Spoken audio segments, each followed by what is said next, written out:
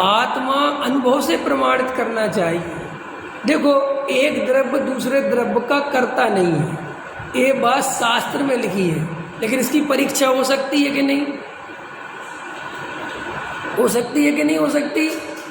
एक द्रव्य दूसरे द्रव्य का कर्ता धरता नहीं है, इस बात की परीक्षा हो सकती है कि नहीं हो सकती? अरे हो सकती नहीं, प्रति समय दिखाई दे रहा है। अगर देखोगे तो कि कोई किसी का कर्ता धरता, लेकिन उसके लिए दृष्टि चाहिए, उसके लिए ध्यान चाहिए, उसके लिए होश चाहिए।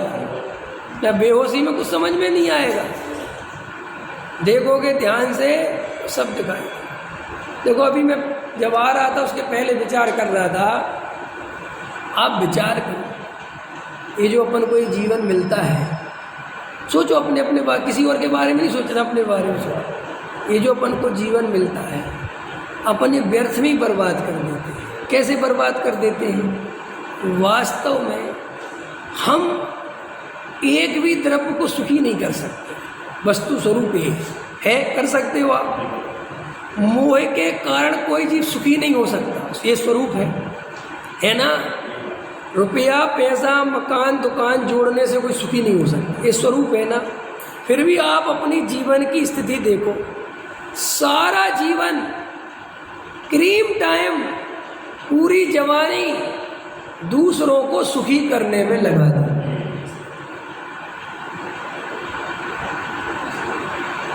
और कर नहीं पाए, और कर सकते नहीं। बोलो, जैसे ही शादी हुई, शादी के पहले अगर बड़े थे तो अपने भाइयों को कुछ कर दूं, छोटे भाइयों के लिए ख्याल में आएगी नहीं आया, अपनी बहन की पहले शादी कर दूं, है बढ़िया घर बनो, समझे ना? शादी हुई तो मोह बदला, अब अपनी पत्नी को सुखी कर दूं, है क्या कर दूं मैं? और आज तक बताओ, दुनिया में कोई आदमी उठा के लाओ जो अपनी पत्नी को उसके अनुसार सुखी कर पाया हो, अथवा पत्नी अपने पति को सुखी कर पाई? वही ये तो हम चाहे झूठ फरेब से ढांकते फिरे कि हम तुम्हारे साथ बहुत खुश हैं और तुम हमारे साथ बहुत खुश हो। कोई किसी के साथ खुश रह कैसे सकता है? आत्मज्ञान के बिना कोई सुखी है? बड़े पंडित साहब एक बात बोलते बहुत अच्छी, दो दुखी आदमी मिलके सुखी कैसे हो सकते हैं? तू भी मोह से पीड़ित और मैं भी मोह से पीड़ित, तो हम सुखी कैसे हो सकते हैं? हाँ, तू आर्य का बन जा, मैं मुनिराज बन जाऊं तो सुखी हो भी सकते हैं, लेकिन संसार में मोह के पोषण करते करते सुखी हो जाएंगे, ये तीन काल में संभव। तो देखो, पहले तो ये जीव, पत्नी सोचती है मैं अपने पति को सुखी कर दूं, पति सोचता है मैं अपनी पत्नी को सुखी कर दूं, और ऐसा करते करते 2-3 साल बीत जाते, कर नहीं पाते, इतने बच्चे आ जाते हैं। बच्चे आ जाते हैं, फिर दोनों का टारगेट बदल जाता है, फिर वे एक दूसरे को सुखी करने का उपाय छोड़ देते हैं, फिर तीसरा उपाय चालू कर देते हैं कि अपन दोनों मिलके अब बच्चों को सुखी करते हैं। और बेचारे सुबह स्कूल भेजो, उठो, मरो, करो, तैयार करो, भागो भागो भागो, टिफिन बनाओ, भागो भागो भागो, ख्याल में है ना? बाप ड्यूटी पे भाग रहा है, नौकरी पे भाग रहा है, धंधे में भाग रहा है, भागो भागो भागो, फिर सब रोटी पानी एक तरफ, कुछ नहीं करता। फिर वो बच्चा 2, 4, 6 साल का बड़ा हो, और पढ़ और पढ़ और पढ़, कुछ बन के दिखा, ये करके दिखा, वो करके दिखा, फिर उससे अपेक्षाएं पालना चालू करता है, फिर उससे अपना अहंकार पोषण करना चाहता है। अरे रे रे, और वहाँ करते करते मैं तुझे ये कर दिया, मैंने तुझे ये कर दिया, अहंकार बनाता चला जाता, करता कुछ नहीं, और बड़ा दुखी हो, स्वाध्याय छोड़ छोड़ के, तत्व विचार छोड़ छोड़ के लगा है। और जैसे ही वो बच्चा बड़ा होता है तो ये सोचता है कि अब सुखी होने का समय आ गया, फिर सोचता है बेटा तेरी शादी और कर दूँ, ख्याल में है ना? और शादी होते ही बेटा क्या कहता है, बहू आ गई, बेटा क्या कहता है कि अब तुम्हारी और हमारी बन नहीं पाएगी, तुम अपने अलग हो जाओ, अपने अलग। अब वो अलग हो जाता है। अभी देखना, मुझे देखना, फिर भी मोह उसका टूटता नहीं। ये बात फिर भी समझ में नहीं आती कि अरे संसार में कोई दम नहीं है, क्या कर रहा हूँ मैं? क्योंकि अगर जीव समझना चाहे तो एक एक समय पर मोह के नाश का उपाय मिलता है जीव को। हम विचार नहीं करते कि कर क्या रहे हैं हम। आज तक किसी को हम सोचते थे कि हमारे बेटे को हमने, और फिर बेटे को हमने कहा कि हमने तुझे पाल पोस के बरसों, वो एक उत्तर दे, तुमने क्या किया? जो सारी दुनिया ही करती है। और हमने कहा था क्या तुमसे, काय को किया? नहीं करते। अब भाई इसका भी कोई जवाब नहीं है अपने पास। बात तो ठीक ही कह रहा है। और फिर दूसरी बात, मैं सुखी कहाँ हुआ? क्या सुखी कर दिया तुमने?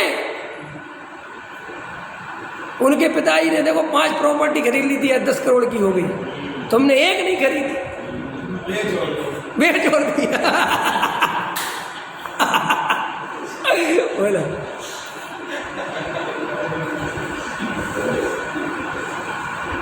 अभी एक दिन की घटना है, मैं तो सत्य बता देता हूँ इसलिए कोई फर्क नहीं पड़ा, क्या है तुम्हें जो सोचना सो।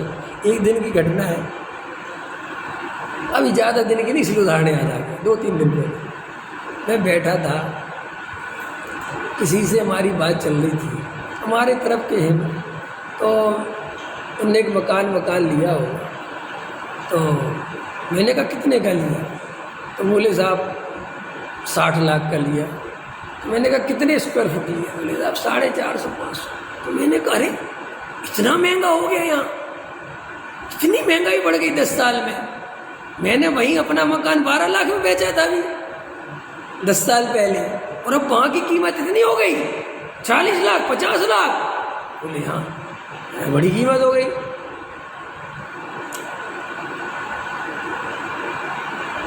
मैं ऐसा बोल रहा था, बराबर में श्रीमती थी, ख्याल में है ना, तो वो क्या बोली, तुम्हें कुछ पता ही नहीं है, तुम्हें काय को भेज दिया था? ख्याल में है कि नहीं? हम देखो कितना संसार का स्वरूप कैसा, कितना खतरनाक है। जबकि वर्तमान में कोई ऐसा तो है नहीं, कोई तकलीफ कुछ बात, लेकिन ऐसी तुरंत मोह ने कल्पना कराई, अगर बचा लेते तो 10 साल में भाई साहब 12 के 40 है, तो तुम बेकार हो गए 2 मिनट में। तुम बेकार हो,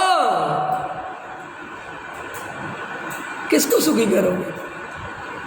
मैं तो कभी कभी सोचता हूँ वो दिन मुझे भी देखना पड़ेगा, लेकिन मैं उसके लिए तैयार हूँ, अभी से तैयार हूँ। जब बेटा बड़ा होके कहेगा तुमने क्या किया, तब बाप को कैसा लगता होगा है कि जिंदगी भर कर कर के मर गए और अंत में क्या शब्द सुनने मिल रहे?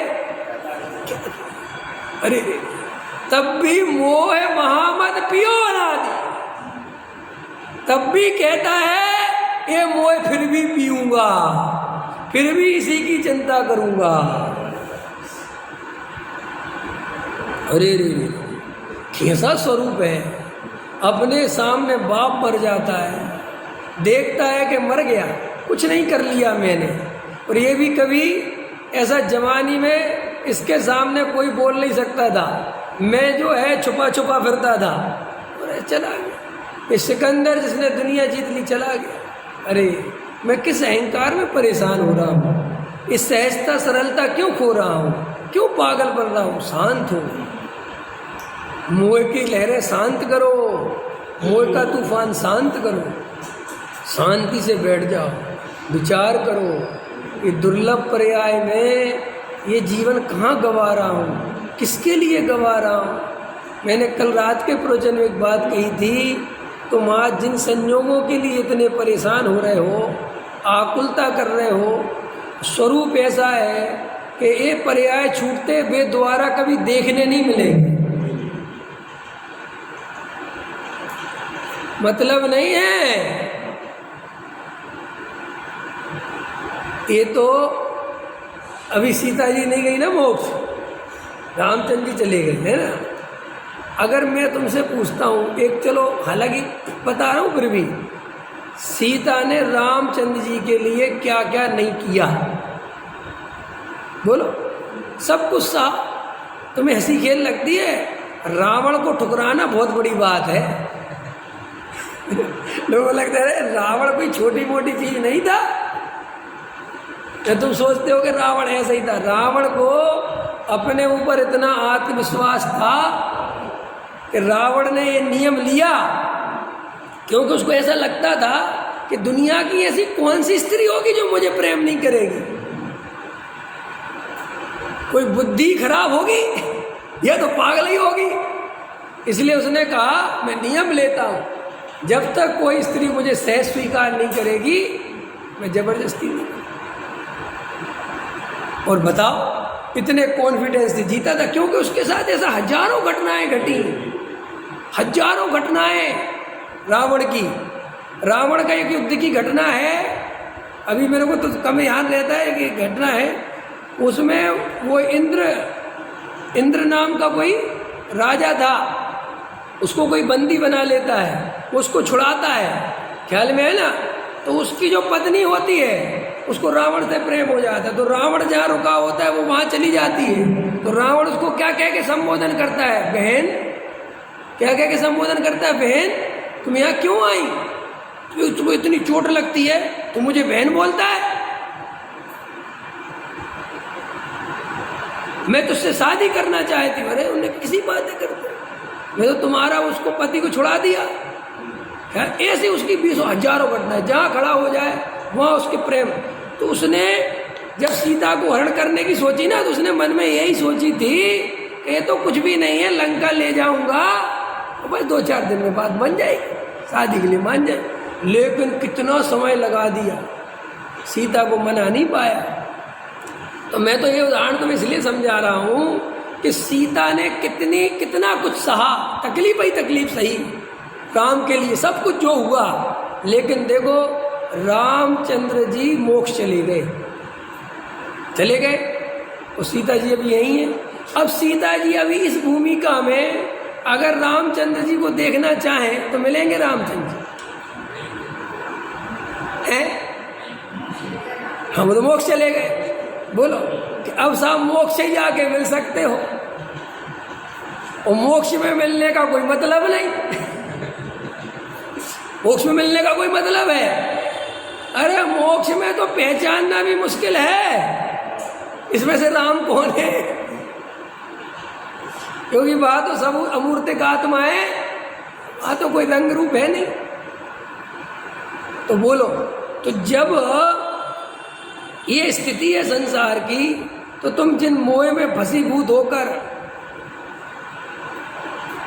कल मैं रात प्रवचन सुन रहा था, उसमें बड़े पंडित जी ले रहे थे कि भाई ये मोह की दशा ऐसी है कि अपना बेटा उस योग्य नहीं है कि वो संस्था संभाल सके।